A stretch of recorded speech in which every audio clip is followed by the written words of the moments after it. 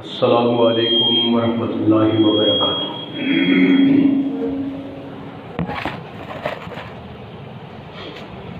الحمد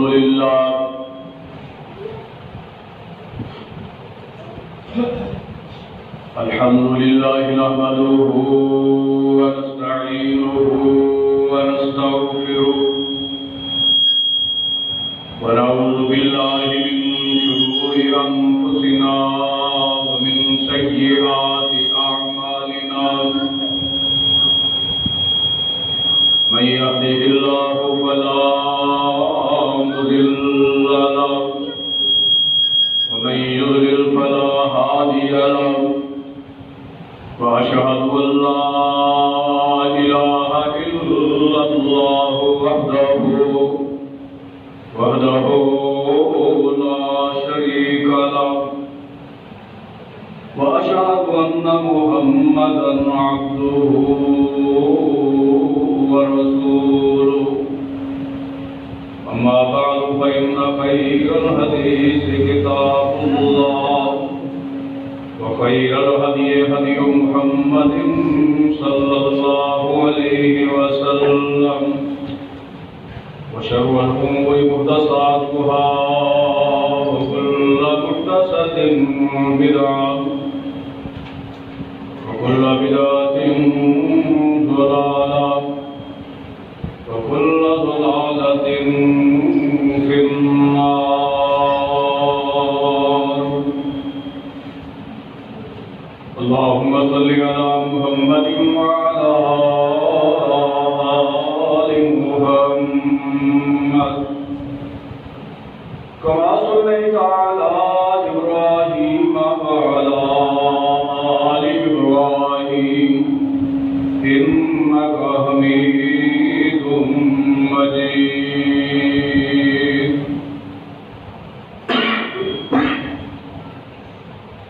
اللهم بارك على محمد وعلى آل محمد كما باركت على إبراهيم وعلى آل إبراهيم إنك حميد مجيد۔ قال الله تبارك وتعالى في كتابه الكريم: أعوذ بالله السميع العليم من الشيطان الرجيم، بسم الله الرحمن الرحيم، إنما يريد الله ليذهب عنكم الرجس أهل البيت ويطهركم تطهيرا۔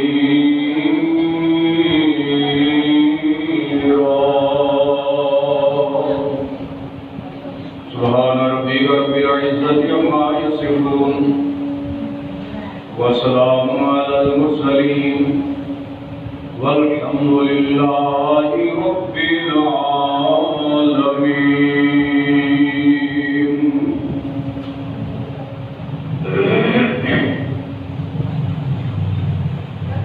برادران ملت،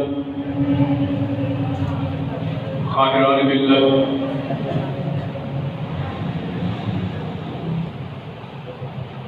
مادران ملت، دختران ملت، فرزندان ملت،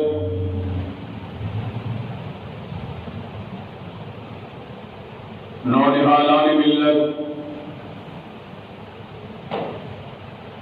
نوجوانان ملت اور بزرگان ملت،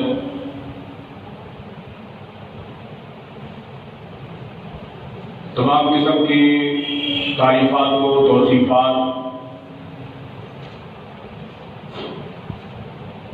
تحمیدات و تقدیسات تکبیرات و تحلیلات تمجیدات و تنزیحات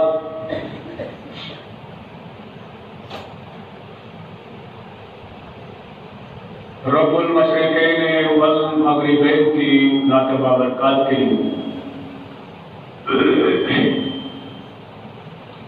درود و سلام آقائے دو جہاں سرور کون و مقام ہادی زمین و زمان تتمہ دور زمان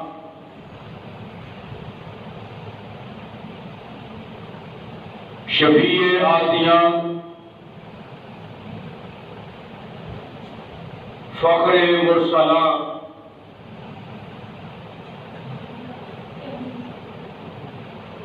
صاحب قرآن حامل فرقان نبی آخر الزمان حضرت محمد رسول اللہ صلی اللہ علیہ وآلہ وسلم کی ذات گرامی پر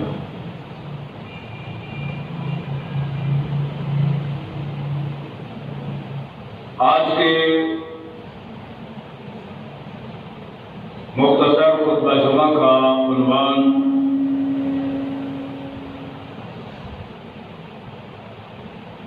شان علی المرتضیٰ رضی اللہ تعالی عنہ ہوگا۔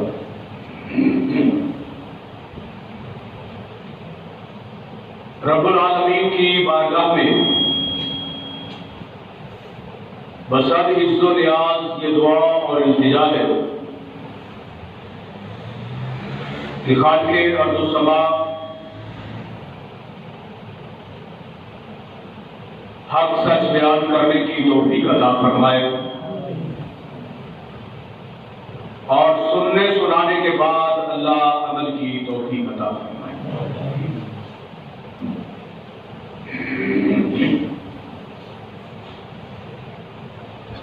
21 رمضان المبارک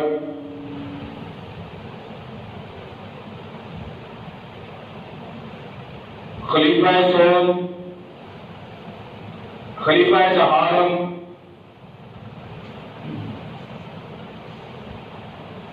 سیدنا علی المرتضیٰ شیر خدا کرم اللہ وجہہ کی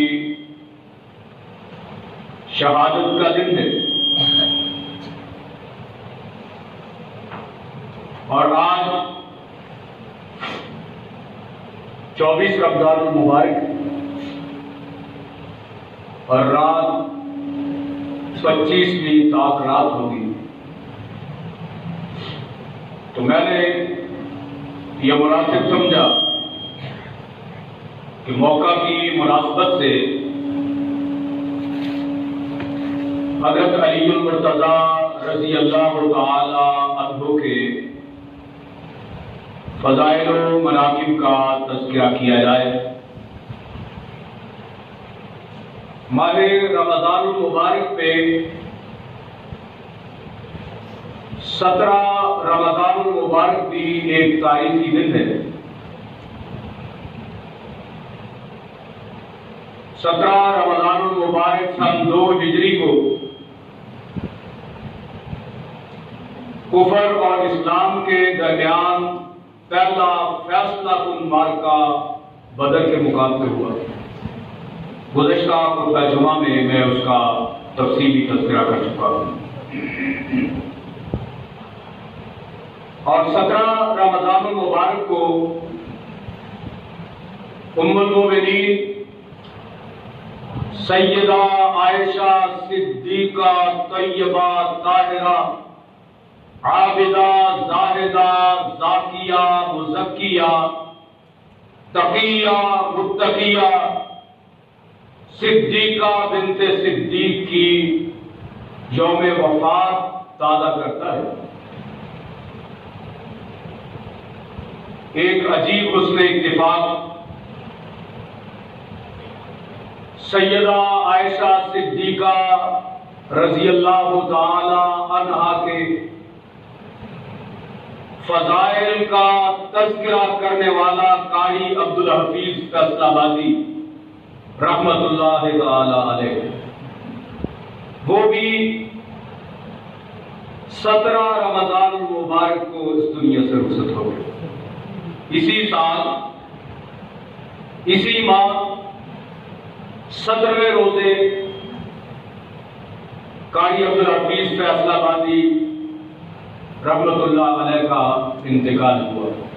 جن کو دل سے محبت ہوتی ہے، عرش والا ان کے ساتھ نسبت جوڑ دیتا ہے۔ 17 کو ام المومنین کی شہادت ہوئی، آپ کی وفات ہوئی، اور امی عائشہ صدیقہ کی ساری زندگی عظمت بیان کرنے والے کی وفات کی 17 رمضان کو ہوئی۔ اللہ قاری عبدالحفیظ فیصل آبادی کی طویل جماعتی، دینی، مذہبی، تبلیغی خدمات کو اپنی بارگاہ میں قبول فرما کر صحابہ کی عظمت بیان کرنے کے بدلے اللہ جنت الفردوس میں عظمت عطا فرما۔ آمین یا رب العالمین۔ علی عربی زبان کا لفظ ہے جس کا معنی ہے شان والا، عظمت والا، بلند۔ علی اللہ کا صفاتی نام ہے، لیکن عام حالات میں، مخلوقات میں کوئی بھی علو و مرتبت کا حامل ہو، کوئی بھی عالی درجہ، عالی منصب ہو، تو اس کو علی کہا جا سکتا ہے۔ بہرحال آج جس عظیم ہستی کا تذکرہ میں کرنے جا رہا ہوں وہ ہے خلیفہ راشد سیدنا علی بن ابی طالب رضی اللہ تعالی عنہ و ارضاہ کرم اللہ وجہہ۔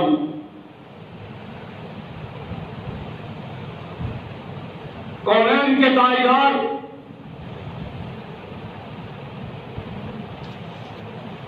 حضرت محمد رسول اللہ صلی اللہ علیہ وآلہ وسلم کا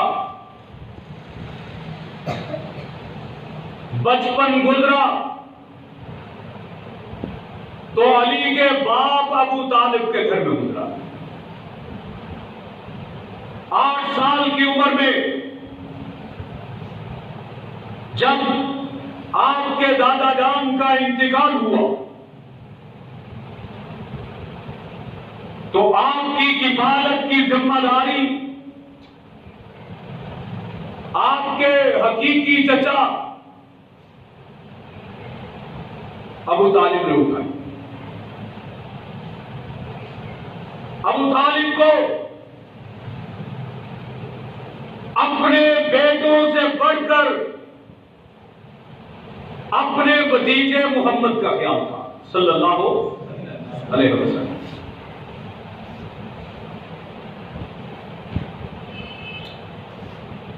علی مرتضیٰ رضی اللہ تعالی عنہ کے والد ابو طالب نے شام کا سفر اختیار کیا۔ بچوں کی فطرت ہوتی ہے وہ بڑوں کے ساتھ جانا چاہتے ہیں۔ جب بھی باپ سفر پہ روانہ ہو بیٹا ساتھ تیار ہو جاتا ہے، ماں کسی سفر پہ جائے بیٹی ساتھ تیار ہو جاتی ہے، چچا سفر پہ جائے بھتیجا اگر پیارا ہے نیارا ہے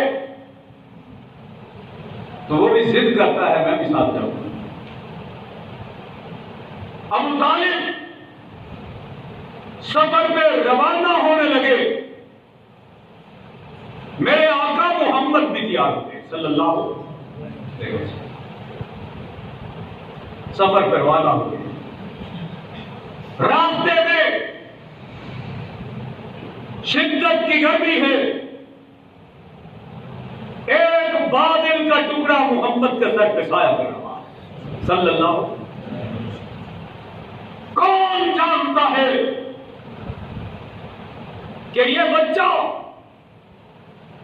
جو آج اس سفر پہ روانہ ہو رہا ہے شام کی طرف جا رہا ہے،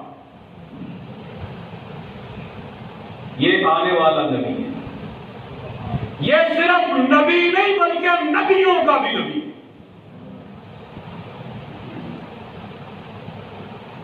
ایک جگہ پہ کیا ہوتا ہے، قافلہ رکا،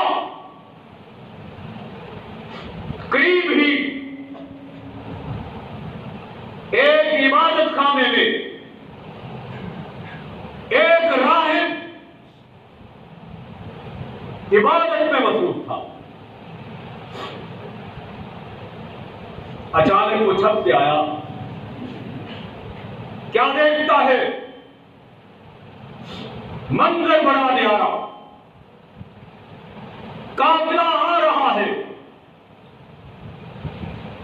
باقی قافلہ دھوپ میں چل رہا ہے، ایک بچے کے سر پہ بادل کا سایہ ہے، جس کے سائے رب نے دنیا کے سارے اٹھا دیے، اس عرش والے نے اپنا سایہ رحمت عطا کر دیا۔ ماں بچپن میں چلی گئی، باپ پیدا ہونے سے پہلے جدا ہو گیا، دادا نے 8 سال کی عمر میں جدائی دی، سارے سائے رب نے ختم کر کے اپنی رحمت کا سایہ عطا کیا۔ الم یجدک یتیما فآویٰ، اے میرے محبوب کیا ہم نے آپ کو یتیم نہ پایا اور پھر آپ کو یتیم بنا کر، یتیم پیدا کر کے پوری کائنات میں سب سے اعلیٰ مقام ادا کر دیا۔ راہب نے یہ منظر دیکھا، نستورہ راہب اپنے نوکر کو بھیجتا ہے، جاؤ قافلے والوں کو کہو آج میں تمہاری دعوت کرنا چاہتا ہوں۔ بندے کو کیا چاہیے؟ 2 آنکھیں۔ بھوکے کو کیا چاہیے؟ 2 روٹیاں۔ مسافر کو کیا چاہیے؟ میزبانی۔ کہا جاؤ اہل قافلہ کو دعوت دے دو۔ نوکر آیا، دعوت کا پیغام دیا۔ عربوں میں دعوت قبول کرنے کا رواج تھا، جب میرے آقا آئے آپ نے اپنی امت کو دعوت قبول کرنے کا حکم دیا تو دعوت قبول کرنا فرض بن گیا۔ کیوں؟ اطیعوا اللہ واطیعوا الرسول۔ جب اللہ کے نبی نے کہا مسلمان کی دعوت قبول کرنا تم پر فرض ہے تو پھر فرض، دعوت قبول ہوئی، کھانا تیار ہوا، دعوت پہ جانے کی تیاری۔ ابو طالب قافلے کا سردار کہا بیٹا ہم ذرا کھانا کھانے جا رہے ہیں، آپ قافلے کے سامان کا کیا؟ عموماً بچوں کو رکھوالی میں لگا دیا جاتا ہے، جو کام خود نہیں کر پاتے بچوں کی ڈیوٹی لگا دیتے ہیں۔ ابو طالب نے یہاں پہ محمد کو چھوڑا، ابھی ابو طالب کا بھتیجا محمد ہے صلی اللہ علیہ وسلم۔ کون جانتا ہے یہ کملی والا پوری کائنات کا تاجدار بنے گا؟ چھوڑ کے چلے گئے، دعوت پہ گئے، اس نے غور سے دیکھا، راہب دیکھتا ہے کہ وہ بچہ نظر نہیں آتا، کہا بھائی جس کی بدولت میں نے تمہاری دعوت کی ہے وہ بچہ کہاں ہے؟ تمہیں کون جانتا تھا؟ اور تمہاری دعوت کس نے کرنی تھی؟ وہ کرموں والا بچہ لے کے آؤ، وہ شانوں والا بچہ لے کے آؤ، پھر کھانا ملے گا۔ اللہ اکبر۔ کہا ہم تو اس کو سامان کے پاس بٹھائے۔ کہا تم نے معمولی بچہ سمجھ لیا؟ بچہ لاؤ، لایا گیا، حضور کو بٹھایا گیا، دسترخوان سجایا گیا۔ اب نوالے توڑنے کے لیے ہاتھ آگے بڑھنے لگے، میزبان پکار اٹھا۔ کہا تمہیں کیا معلوم کہ اس بچے کی عظمت کتنی زیادہ ہے؟ میں نے تورات میں پڑھا، میں نے انجیل میں پڑھا، ایک نبی آئے گا، اس کی نشانیاں یہ ہوں گی، جس طرف سے گزرتا جائے گا اس راستے کے پتھر بھی اس کو سلام کریں گے، اس راستے کے درخت بھی اس پہ سلام دیں گے۔ میں نے دیکھا یہ بچہ جس کے سر پہ سایہ ہے، اتنا حسین، اتنا نورانی چہرہ، اور پھر خدا کی رحمت ساتھ ساتھ، تو مجھے یقین ہے کہ یہ آنے والا نبی بنے گا، یہ امام الانبیاء بن کے آئے گا۔ اور دیکھنا چاہتے ہو نشانی میں بتا دیتا ہوں۔ اس کی کمر سے کپڑا ہٹاؤ، دونوں کندھوں کے درمیان کبوتر کے انڈے کے برابر ایک مہر ہے جو مہر نبوت ہے۔ نشانی رب نے پہلے دے کے بھیجی، اور جس کی نشانیاں تورات بیان کرے، جس کی نشانیاں انجیل بیان کرے، اس نبی کی عظمت کے کیا کہنے؟ تیرا نبی، میرا نبی محمد رسول اللہ صلی اللہ علیہ وسلم۔ کہا جدھر تم جا رہے ہو اس بچے کو یہودی پہچان لیں، اور یہودیوں کا اپنی کتاب پہ پورا ناز اور گھمنڈ ہے، اور وہ اس بچہ کو نقصان پہنچائیں گے، لہذا اس کو واپس کر دو۔ راہب کے کہنے پہ حضرت محمد الرسول اللہ صلی اللہ علیہ وسلم کو وہاں سے واپس لوٹا دیا۔ بات یہ کر رہا تھا علی کے باپ کے گھر نبی نے پرورش پائی، اور پھر ایک وقت وہ بھی آیا جب میرے آقا نے اعلان نبوت کیا، کہا قولوا لا الہ الا اللہ تفلحوا تملکوا العرب والعجم۔ لوگوں لا الہ الا اللہ پڑھ لو، اور اس کے نتیجے میں کامیابی کی گارنٹی محمد عطا کرتا ہے صلی اللہ علیہ وسلم۔ عرب و عجم کے بادشاہ بن جاؤ گے۔ اب میرے آقا نے اعلان کیا، دعوت پہ بڑے بڑے بزرگ لوگ موجود، بچے بوڑھے جوان موجود۔ میرے آقا نے کہا مجھے رسول مانتے ہو کہ نہیں مانتے ہو؟ میرا کلمہ پڑھتے ہو یا نہیں پڑھتے ہو؟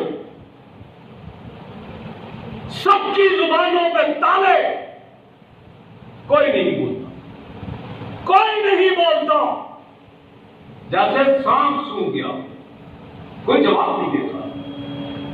بڑے بڑے اس وقت کے دانا عقل مند لوگ بھی موجود تھے، مگر کوئی جواب نہیں دیتا۔ ایک 11 سال کا بچہ کھڑا ہوا، غور کرنا، اس بچے کا تذکرہ بھی سن لو۔ بچہ کھڑا ہوا، کہا آقا میں عمر میں سب سے چھوٹا ہوں، بڑے بڑے بوڑھے سردار یہاں پہ موجود ہیں، میں چھوٹا ہوں، میری ٹانگیں کمزور ہے، مگر اللہ نے مضبوط دل گردہ عطا کیا ہے، میں آپ کا کلمہ پڑھتا ہوں لا الہ الا اللہ محمد رسول اللہ۔ جب بڑے بڑے خاموش ہیں، ایک بچہ کلمہ پڑھتا ہے، یہ علی بن ابی طالب ہے رضی اللہ تعالی۔ اسلام میں جن کو اللہ نے فرسٹ پوزیشن عطا کی، بڑوں میں ابو بکر صدیق ہے، بچوں میں علی المرتضیٰ ہے رضی اللہ تعالی، عورتوں میں خدیجہ الکبریٰ رضی اللہ تعالی عنہا، اور غلاموں میں زید بن حارثہ رضی اللہ تعالی عنہ ہے۔ یہ رتبہ بلند ملا جس کو مل گیا، جس کو بھی اللہ مقام عطا کرے۔ بچوں میں فرسٹ پوزیشن علی بن ابی طالب رضی اللہ تعالی، علی نے نبی کا ساتھ دیا۔ ابو طالب ایک دن بھتیجے سے مخاطب ہے، میرے بھتیجے محمد صلی اللہ علیہ زندگی گزر گئی، میں نے تیرا خیال رکھا، تیری ہر موقع پہ مدد بھی کی، تیری رکھوالی بھی کی۔ اب ابو طالب بوڑھا ہو گیا ہے، پوری قوم میرے دروازے پہ بیٹھی ہے، قوم کا مطالبہ یہ ہے کہ لا الہ الا اللہ کہنے سے ہمارے 360 خداؤں کی نفی ہوتی ہے، یا اپنا عقیدہ چھوڑ دو، تم بھی ان بتوں کو مانتے ہو، یا اپنے بھتیجے کو روک لو کہ وہ ہمارے بزرگوں کی توہین نہ کرے۔ چچا ہاتھ باندھے کھڑا ہے، میرے آقا نے کہا چچا جان مجھے کسی بات کی کوئی پرواہ نہیں ہے، پوری قوم دشمن بنتی ہے بن جائے، لیکن محمد کی زبان سے حق بات بند نہیں ہو سکتی ہے صلی اللہ علیہ وسلم۔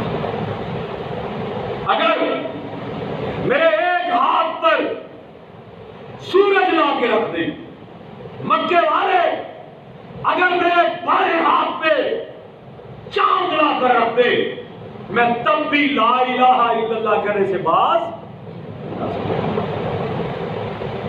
بے بس ہو گئے۔ کہا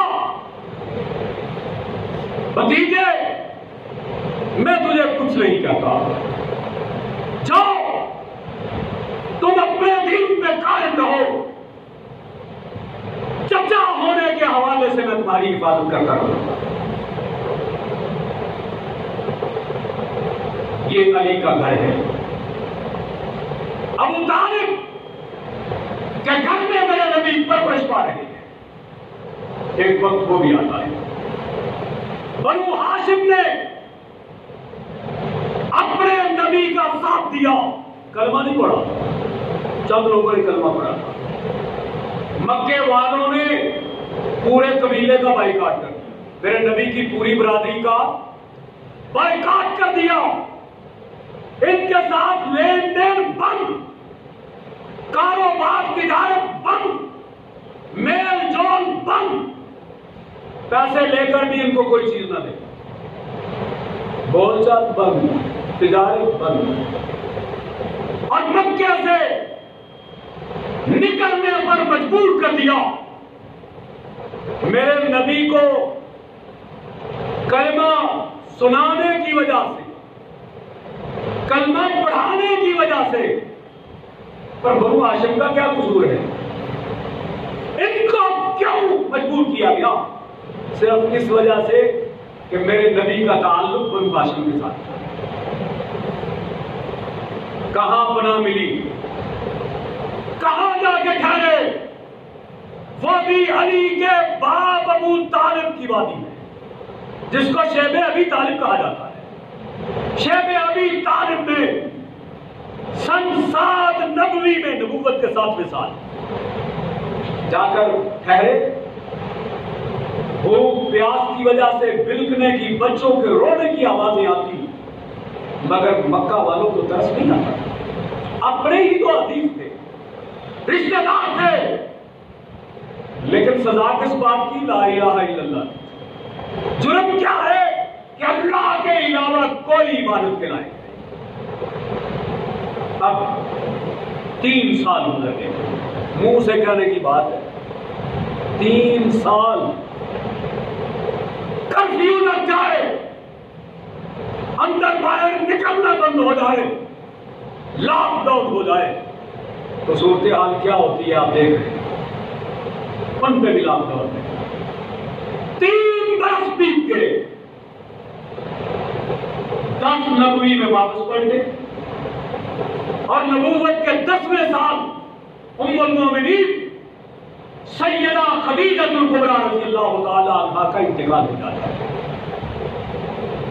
کتنی بڑی آزمائش! نبی کی پہلی بیوی، وہ بھی بیوہ، داغ مفارقت دے گئی۔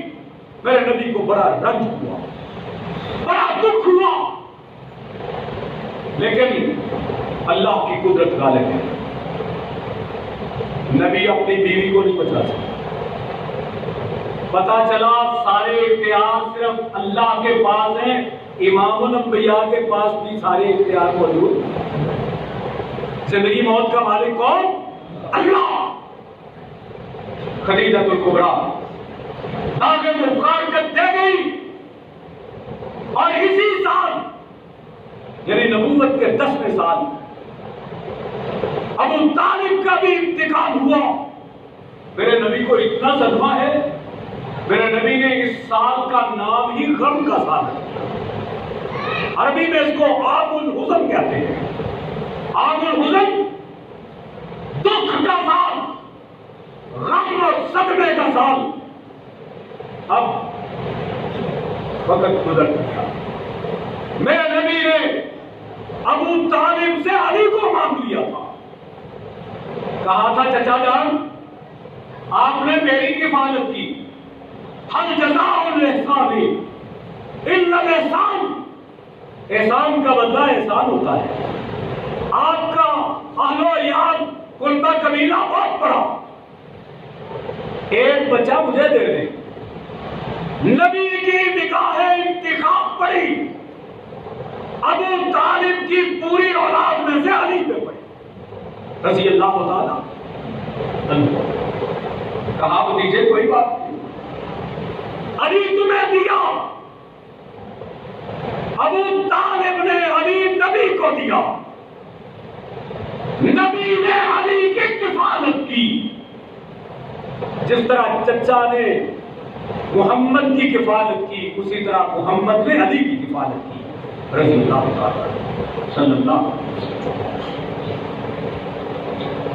وقت گزرتا چلا گیا، مکہ معظمہ میں 13 سال گزرے، شارٹ کٹ کرتا جا رہا ہوں۔ 13 سال کے بعد نبوت کا حکم اور ہجرت کا فیصلہ ہوا، عرش والے کا حکم آ گیا، میرا آقا ہجرت کے لیے تیار، قربان جاؤں جس کو جو مقام عرش والا ادا کرے کوئی چھین سکتا۔ میرے نبی اٹھے، دوپہر کا وقت ہے، سخت گرمی، لوگ گھروں میں پڑے ہوئے، میرے آقا نے چادر یا ایھا المزمل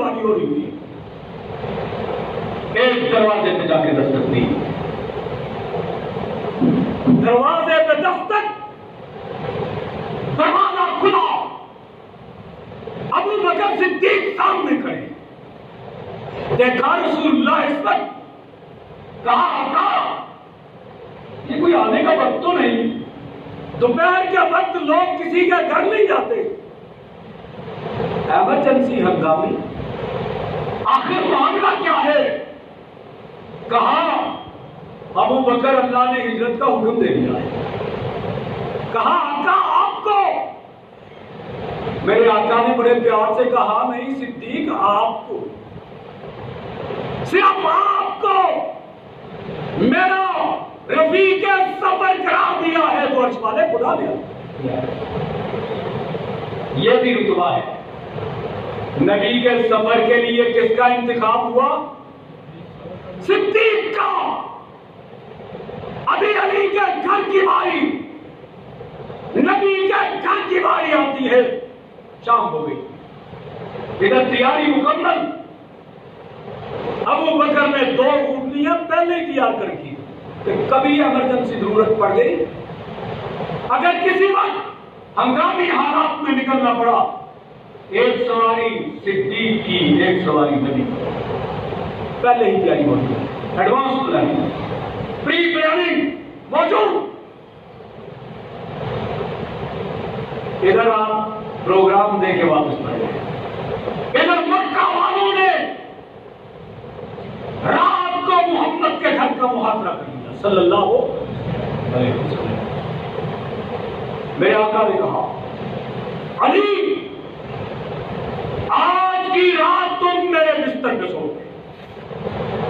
ذالک فضل اللہ یؤتیہ من یشاء. مکہ میں اور بھی میرے آقا کے جانشین موجود، مگر نبی کے بستر پر سونے کا شرف ملا تو علی المرتضیٰ. یہ ڈیوٹی، یہ نامینیشن، یہ نامزدگی کرنے والا کون ہے؟ جو پوری کائنات کا تاجدار ہے صلی اللہ علیہ وسلم. آج کی رات علی میرے بستر پہ آرام کرو گے. آج کی سوچا نہیں ہے کہ آج رات تو بہت خطرناک رات ہے. نبی پہ لوگ حملہ آور ہوں گے. جب میں نبی کے بستر پہ سوؤں گا تو لوگ مجھے نبی سمجھ کر قتل کر دیں گے. یہ سارا معاملہ موجود، لیکن نبی کے سارے یار نبی کے اشارے ابرو پہ کٹ مرنے کے لیے تیار ہیں. یہ تو علی ہے رضی اللہ تعالیٰ عنہ. تو چچا زاد بھائی ہے، پرواہ نہیں. کسی نے بعد میں پوچھا تھا علی ڈر نہیں آیا کہ لوگ مجھے قتل کر ڈالیں گے؟ کہا ڈر کاہے کا؟ جو بات محمد کی زبان سے نکلے وہ جھوٹی ہو سکتی؟ ساری کائنات جھوٹی ہو سکتی ہے، محمد کا فرمان ہمیشہ سچ ہوتا ہے صلی اللہ علیہ وسلم. میرے آقا نے کہا تھا علی آج آپ میرے بستر پہ آرام کرو، صبح کا سورج طلوع ہوگا. یہ کچھ امانتیں پڑی ہیں، یہ ان کی امانتیں ہیں جو میرے جانی دشمن ہیں. صبح ان کی امانتیں واپس کر کے مدینے چلے آتا.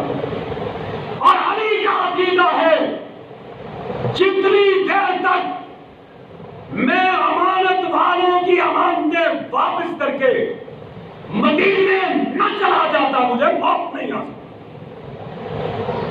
کیونکہ میرے نبی نے کہا تھا مدینے چلے آنا، موت پھر آ سکتی نہیں.